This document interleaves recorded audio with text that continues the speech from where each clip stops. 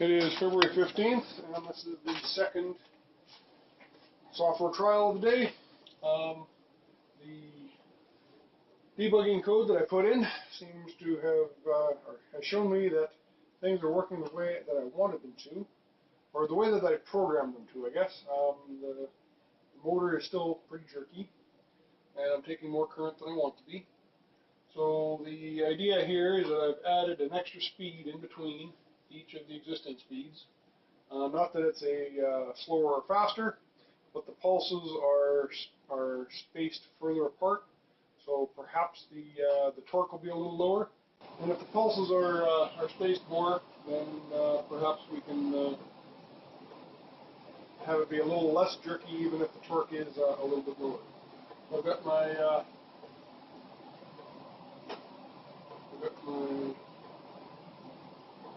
glove so that I can give the motor a little bit more of a torque test.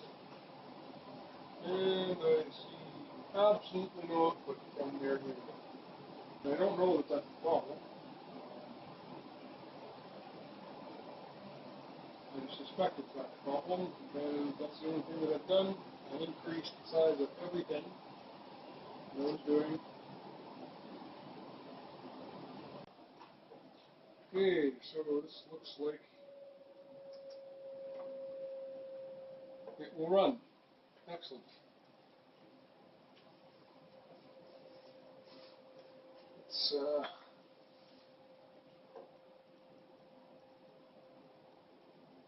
wait for it to get the first set.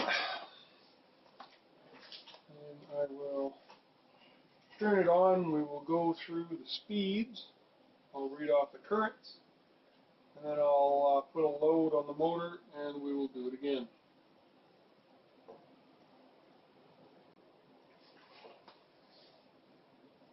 Turn it on 1 second ready. So we're at 2.6 to 3.3, 3.4, and this is the 3.2, 3.3, which is much smoother.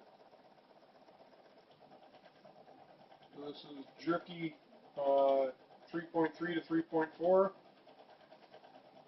and 3.2 to 3.3, it is the same speed, but probably a little bit less torque. Okay, 3.6, 3.5 to 3.6 amps. We're on number 4 right now. 3.7. And now we're at 3.7, 3.8 for number 5. And that's not 3. Number 6 is 4.3 to 4.4, down as low as 3.9, 3.7. And then number 7, we've got 3.5, 3.6, 3.4. Number 8, we're at 4.4, 4.3 amps. Very jerky. 3.1, 3.2. This is technically the same speed, although the motor seems to want to turn faster. We're down to 3.1. This is number 10, which is very noisy at 4.3 to 4.2 amps. And then number 11, much nicer at 2.5 amps, still 12 hertz.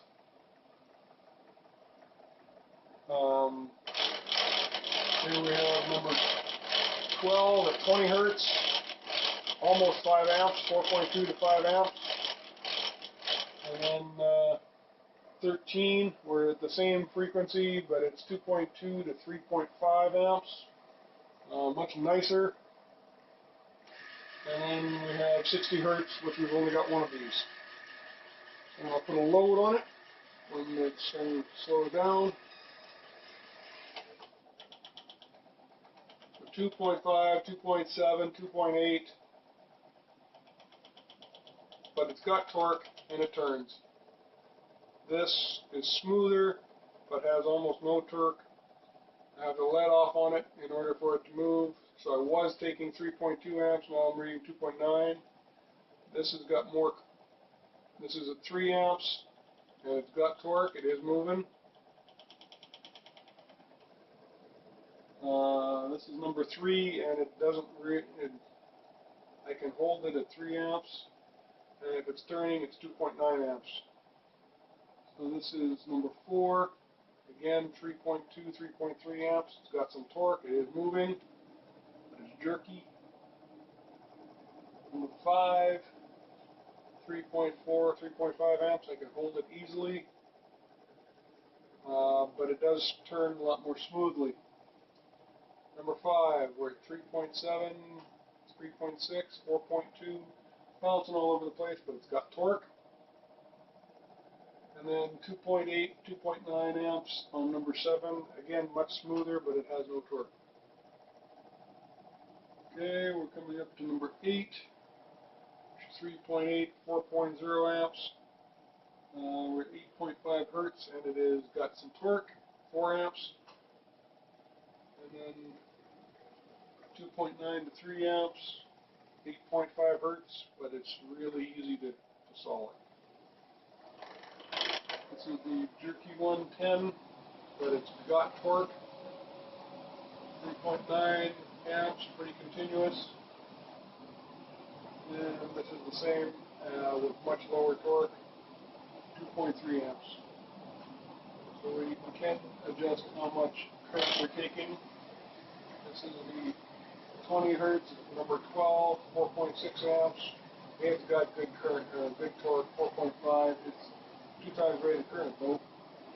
And then this is the smoother version, which still has good torque, it's about 3.2, but it will stall. And then this is full load amps. And at 2.4, which is your full load amps. And it's grunting, but it's doing it. And that's pretty much our test.